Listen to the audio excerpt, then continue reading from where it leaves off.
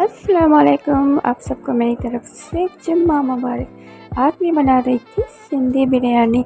तो मैंने पहले प्याज को फ्राई किया, उसमें चिकन डाल के उसे भी फ्राई किया और फिर उसमें डाले थे बटाले, आलू को उसमें बटाला या पटाटा भी बोलते हैं। उसके बाद मैंने इसमें मसाले ऐड किए, नमक, मिर्च और हल्दी पाउडर। उसके बाद में इसे भूना, थोड़ा सा पानी डाल के मैंने इसे कवर किया।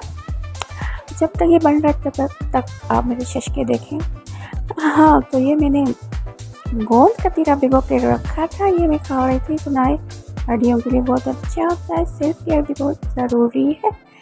तो यहाँ ये बन रहा था मेरा सालन। मैंने इसमें डाले हरी मिर्ची, हरा धनिया नहीं था तो सूखा पुदीना भी मैंने डाला था।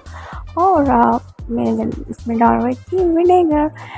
और उसके बाद मैंने इसमें पानी डाल के पकने के लिए रखा था। अब ये बिल्कुल रेडी हो गया था। अब मैंने एक पतीले में डाला था ऑयल। उसके बाद मैंने लगाई चावलों की लेयर, उसके ऊपर मैंने सारा सालन डाल दिया था।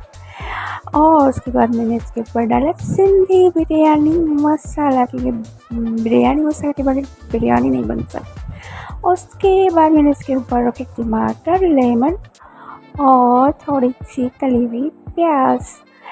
हाँ, तो फिर इसके ऊपर मैंने लगाई चावलों की दूसरी लेयर। उसके ऊपर मैंने डाला जर्दी का रंग, जो मैंने पानी के बगैर डाला, इससे कलर बहुत तेज तेज आते खिला।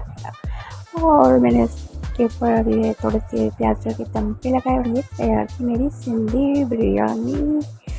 हाँ, तो आए टेस्ट करके देखते हैं ये कैसी बनी है। बहुत ही गर्म थी भाई, मगर ज़बरदस्त, एकदम मज़ेदार। वाह वाह।